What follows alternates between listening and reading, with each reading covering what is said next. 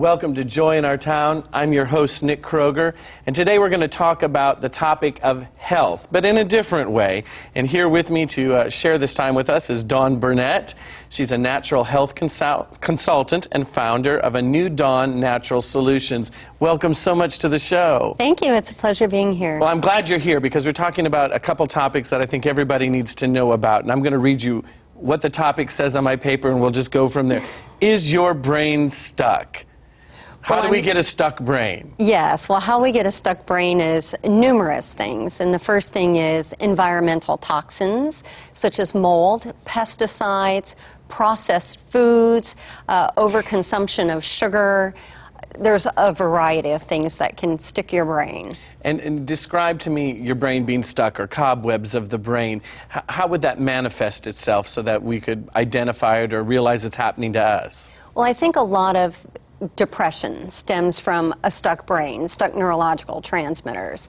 And I like to say, you know, your brain doesn't function properly when the neurotransmitters are stuck. It's kind of like when you wash your car and the hose gets stuck underneath the tire. You get the dribble of water, straighten it out, you get the full force of water. So it can almost feel like you're trapped inside somebody else's body. You know what you want to do, but your body's not cooperating to help you get there. And a big part of what can bring that on too is chronic stress. Stress has a huge effect on how our body system works in general, am I correct? Absolutely, yes. So talk to me, what does it feel like when you have the stuck neurological transmitters? I mean, tiredness, I mean, what are some practical things that we can look for? Well, I think fatigue, you have fatigue, and it feels like brain fog. You'll hear a lot of people say, I just feel like there's this heaviness to my brain, and I just can't think properly, and I'm getting my words all tongue-tied, and I'm forgetting a lot of stuff. So that would be one of the ways that fatigue would manifest, or just almost a haze. A haze is a great way to put it. All right. Yes. How does our thought process affect the overall wellness of our bodies? I know that it probably has a ripple effect.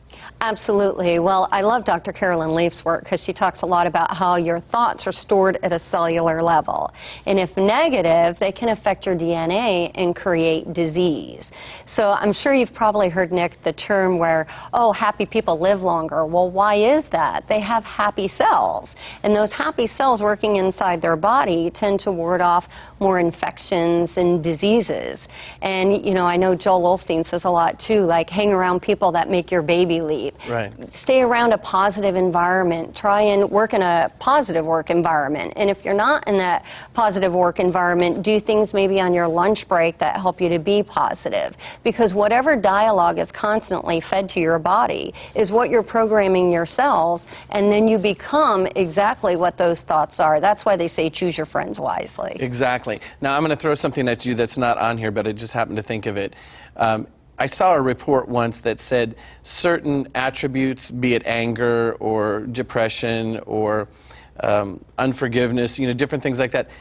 You were saying earlier about negative thoughts finding a cellular level in which they, you know, inhabit. Do they have a specific effect on specific areas of the body?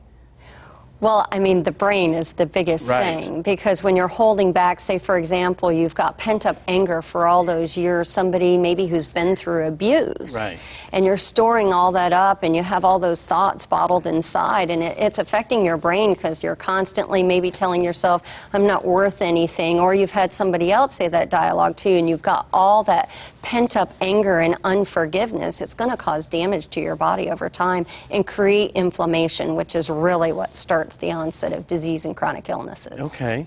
Well, tell me a little bit about some of the supplements. I know that, and of course, everyone has their doctor, and we don't claim to know everything, but a lot of people tend to run immediately to the traditional medications if they're feeling hazy or fatigued or depressed.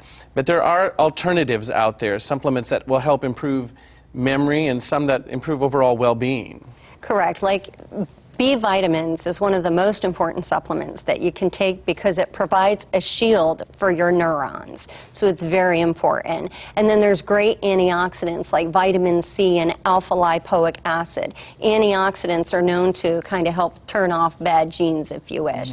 It protects you against things like Alzheimer's, and it breaks down free radicals, which is really what is the cause of disease in the first place. Now, I know back in the day when I was a kid, we would think we'd get a lot of those things from the foods we were eating. So, you know, it wasn't as a hot a topic, or we didn't need to go to a supplement to get that. It's different nowadays, though. Am I correct? It absolutely is different. I mean, a lot of people, even with fish, if they're consuming fish with a lot of mercury in it, that can affect the neurotransmitters in the brain. So a good omega-3 fatty acid would be a great supplement to take. It'll help to protect against inflammation in the brain. A lot of the quality of the food today does not supply the right nutrients in the body. So a lot of people are deficient, which is causing them to have to take supplements. But it's better to take the supplements and have your brain function properly. Absolutely. There are things you can do. Now, if you were meeting with someone for the first time and they were describing, you know, walk me through the process. You know, they've come to you just not feeling quite right as far as memory or the brain or fatigue. Walk me through what, you know, some of the questions so our viewers can hear, you know, maybe what to look for, and it'll shed some light into it as well. Well, the first thing we do, of course, being more on the natural side of health consulting, we do an entire 1-hour health history. So we don't immediately jump to the symptom. Right. We're in the mindset that we look for the root. What is the root cause of this? And a big root cause for many people, like you were just discussing, Nick, is the quality of the food that they're putting into their body is not supplying them with the right nutrients. So the biggest thing we're going to address is what kind of foods are you eating? What kind of exercise are you doing? How much stress is in your environment? Tell me more about how this started, when it started. And then based on all that compilation of information, would depend upon what direction we're going to take.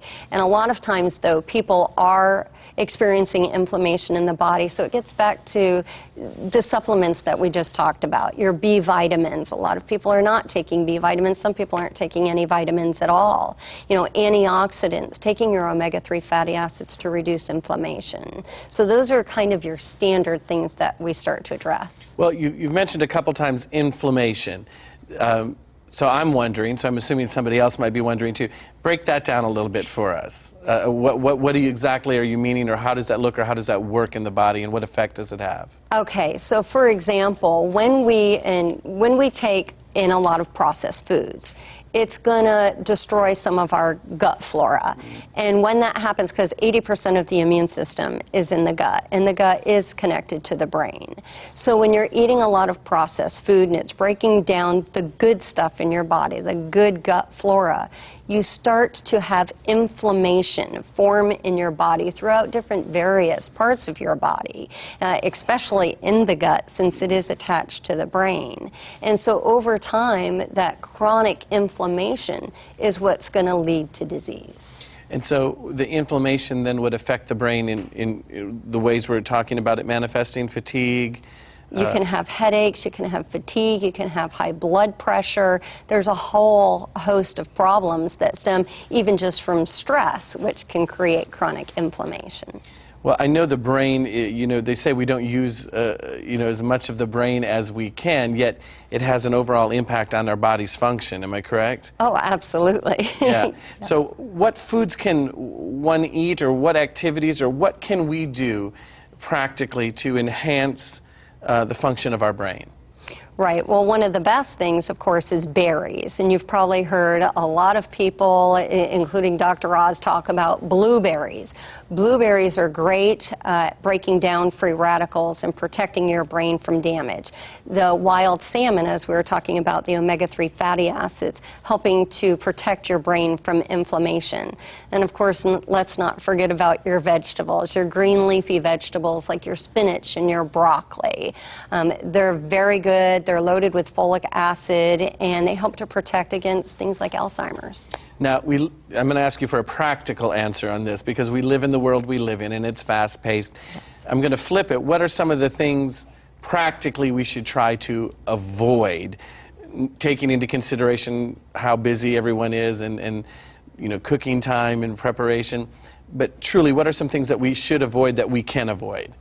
Well, I would really watch your pesticides. So when you're going to buy foods, and I know the biggest thing people talk about is organic is so expensive. Right. But if you go to places that supply locally organic grown foods, you are getting more vitamins and minerals, antioxidants and enzymes than a commercial grown vegetable. So when it comes to things like your fruits and vegetables, you want to purchase organic as much as possible and locally grown.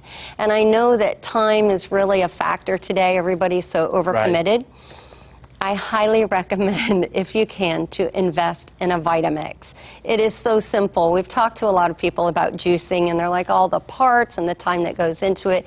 Yes, it can be tedious. Everything is a choice, but the Vitamix is so simple. So you want to get your organic vegetables, use some, sprays that have maybe some grapefruit seed extract in it and is a good bacterial killer, and rinse them really good, scrub them. It can be a very quick process. Throw it into the Vitamix with a little bit of water. I do that in the morning for my children for smoothies, and it really does help to provide your body with the nutrients that you need. It's quicker than cooking a meal, actually. Now, tell me, you mentioned the words children. Seeing vegetables juiced, and my first instinct would be, oh, it probably doesn't taste good, but what are some tips that you have that would eventually help our brains function better for our children? Well, with children, typically they tend to like the fruits over the vegetables. Okay. So I always say meet everybody where they're at, right, because that way they're more likely to stick to it. And if you're going to have to constantly fight them, it's not going to be a good situation. So most children love apples. If you're juicing or using a Vitamix, you can start with apples. So meet them where they're at. And over time, it takes a good 30 days for your taste buds to get adjusted to whatever new you're introducing it to. Over time, you'll be able to expand what they're currently doing. And I know my children have broke into a little bit of the celery and the carrots, as long as I mix it with the apples. Right. So, and I would imagine that then if we start this younger in our children, the amount of their brain that they use and to the capacity can be used, I would hope, would increase over time. Oh, absolutely. You're definitely feeding your children's brain. And I know even my teenager, who's 16, she has come home on several occasions and said, Mom, I miss our healthy food because, so-and-so wanted to go eat a certain type of food. And she's just used to eating the healthy foods, and she's very aware of how it makes her body feel. So I'm very proud of that. Absolutely. And hopefully they'll grow and pass that on and keep continuing it on. Talk to me a little bit about the importance of exercise. Is that crucial in the function of the brain, or keeping it moving, or keeping the body operating well so that the brain functions well? Absolutely, because you're raising endorphins. And the biggest thing with exercise is so many people say, oh, it's such a chore, and I'm so busy, and I don't have time. So again, everything is about meeting people where they're at. Well, what do you enjoy to do? Do you enjoy walking? Do you enjoy kayaking? Do you enjoy playing basketball? Keep your body active. Is it yoga? I mean, what is it that you like to do? Tap into what it is you like to do, and you'll be surprised how quickly that half hour, 45 minutes to an hour goes when it's doing something that you enjoy. And the results are huge, I would imagine, Absolutely. As opposed to not exercising or raising any endorphins within your body system. Oh my goodness, yes, it'll help to keep you young. Well, I want you to stay right here. Viewers, we're going to be right back in a moment. We're going to be talking about, this one is crazy, leaky gut disorder. And I'm sure it'll make sense when you come back. So we're going to be back after this short break. Stay right where you are. If you have diabetes, here are a few things to keep in mind. Know the name of your medicine, how much you should take and when, and how it can affect the other medicines you're taking, including your birth control. Ask your doctor to explain any side effects like headache, upset stomach, weight gain, or dizziness. Work with your doctor, nurse, or pharmacist to make a plan to use your medicine safely. For more information on diabetes medicines, go to fda.gov/women's diabetes.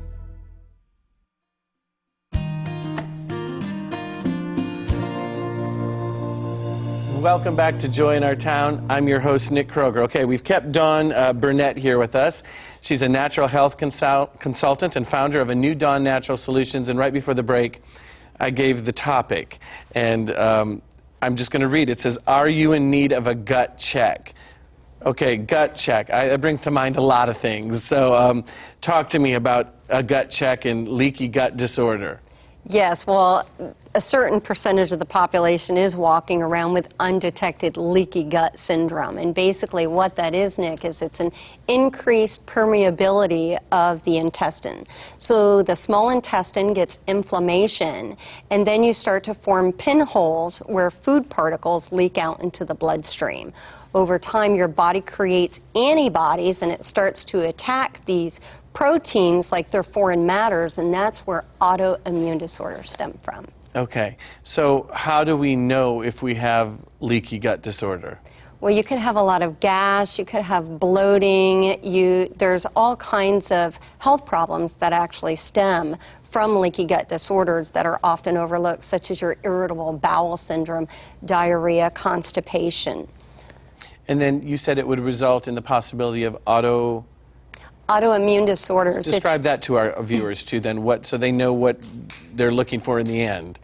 Again, that's where your body is attacking that foreign matter. And with the leaky gut and the autoimmune disorders, that's a lot of your Crohn's disease, your colitis, rheumatoid arthritis, eczema, psoriasis, the list goes on, asthma. And so it can manifest itself in several of those ways. That's amazing. Okay, we talked a little bit about some of the diseases, Crohn's disease. When you go in traditionally and you get diagnosed with this, typically it's immediately a medication. What are your thoughts, though, on how, A, we can prevent it, but B, when you've reached the point that you've then manifested in one of these diseases, that you can correct or make it better? Well, a lot of doctors would tell you that, yes, go with the pharmaceutical drug. And I want to be very clear, Nick, there is a reason and a purpose for doctors. Yes. But health really is about taking control of your own health so that you can experience more of a natural way to a better life. And so that's being aware of your food choices. We were talking earlier about when you eat a lot of processed foods, how that can destroy some of the good gut bacteria, the good gut flora. And as that's broken down, that's when a lot of your diseases start to form. So your food choices would be a great way to help prevent it, and your pesticides and a lot of things of what we were saying that stem back to the brain. Now, once you've gotten those, of course, a lot of people do go to see a doctor for a pharmaceutical drug. But there are different, like whey colostrum protein powders and stuff out there that can help to build up and strengthen your gut walls and build up your immunity. So that's the first thing I would try to look at from a preventative standpoint of view. Once it's gotten to a serious condition, of course, you do want to check with your practitioner. And we're talking about the good gut, the gut flora. Once that's been depleted or lowered, is there a way that can be built back up? Yes. I highly recommend for everybody. I mean, even my dog takes probiotics. And so that's the healthy bacteria going back into your stomach. Okay. And there's a lot of controversies about what probiotic is better versus others. And there's certain probiotics out there that have time-release capsules. It's like a little pellet, and that way it fights the acid in the body so that you're getting the proper absorption rate and it's being in the right deliverable system. So there are ways that we can restore that if it's been lowered in our system. Absolutely, a great healthy probiotic. Talk to me, I know we mentioned it in the first segment though, that we're talking about the brain, but that the brain and the gut are connected. Break that down a little bit for us so we understand better the connection and some of the cause and effect when things are off. Yes, absolutely. Well, I mean, even Dr. Mercola says that your stomach is like the second brain. It's made out of the same tissue. And when you are having stomach problems, whether it be the Crohn's disease, the colitis, those things are attached to the brain. I mean, if you have constant constipation, you have toxins backed up into your system, that is going to affect the way that your brain performs. And same thing, if you're depleting yourself of the nutrients by constant diarrhea, your neurotransmitters in your brain are not going to be functioning properly.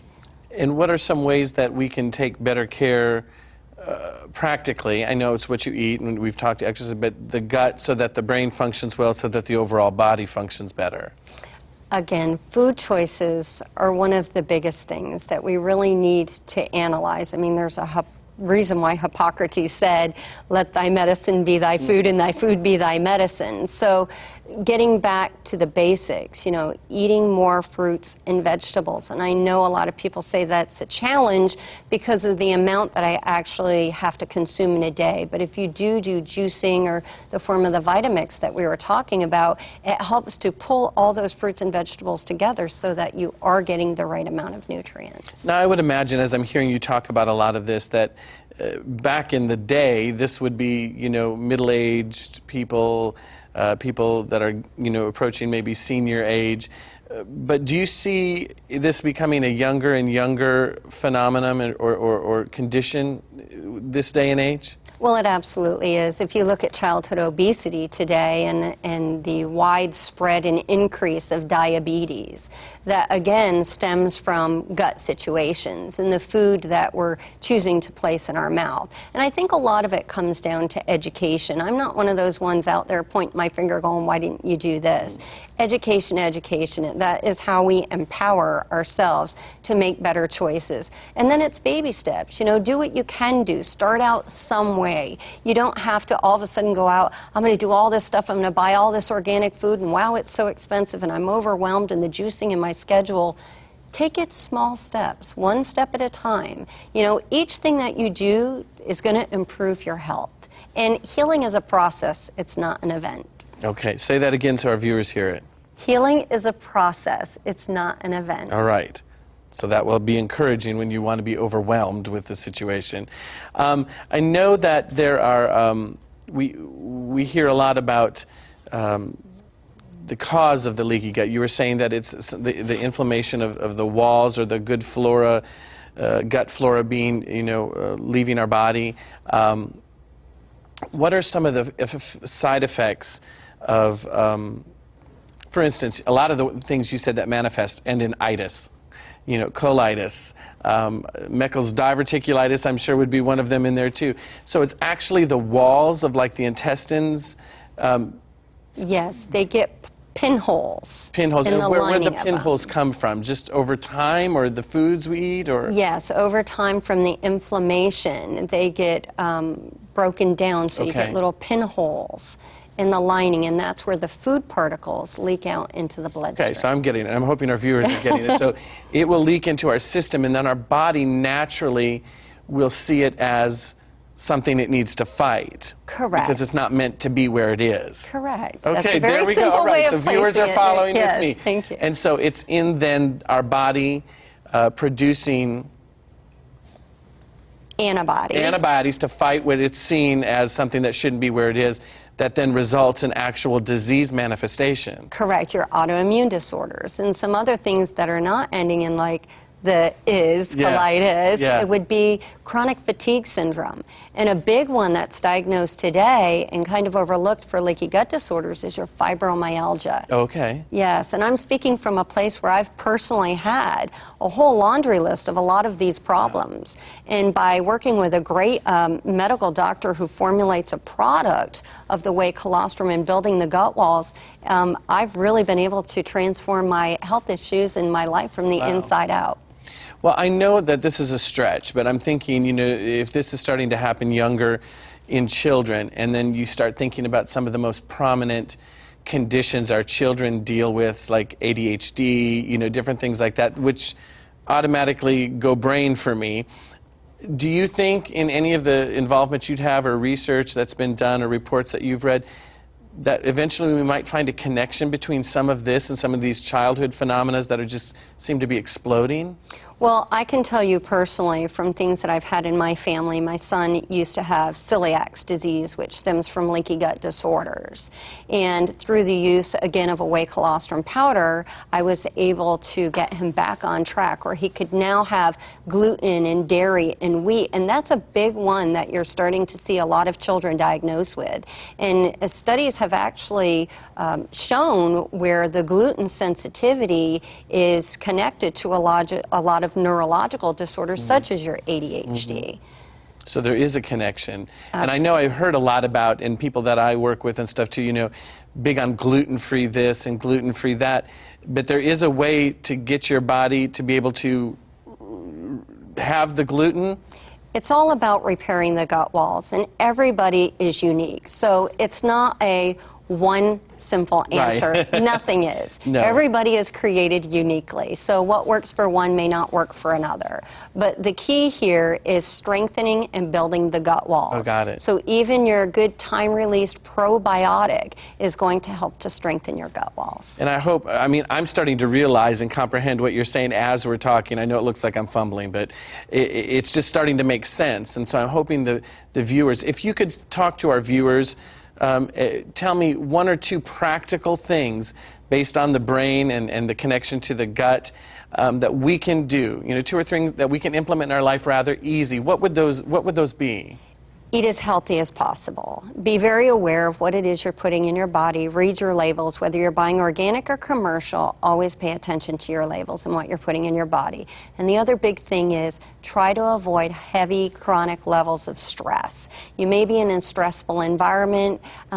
Do things that help to make you happy, and that's going to help to alleviate the stress, whether it's singing and dancing, playing a guitar, and just sitting and in quiet time by yourself just to kind of download. Those things are going to help you. Now, I know you mentioned as one of those points, you know, closely reading the labels.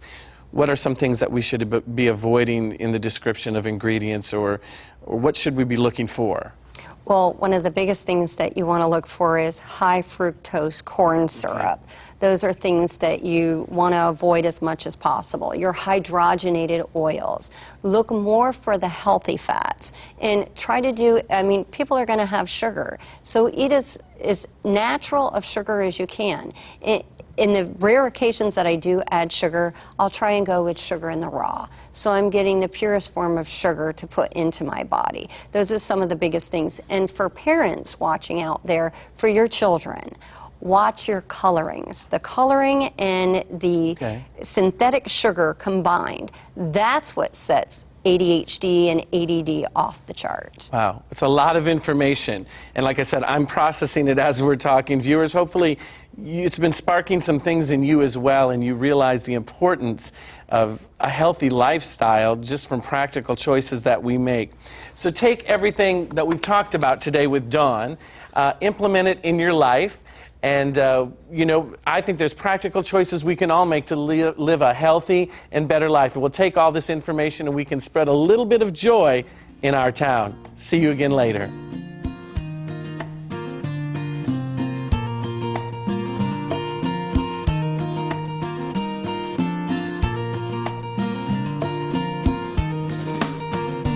This program has been sponsored by the Trinity Broadcasting Network and is made possible by your telethon dollars. Your continual support can keep Joy in Our Town coming to your home every week. Write to Joy in Our Town, Post Office Box A, Santa Ana, California, 92711.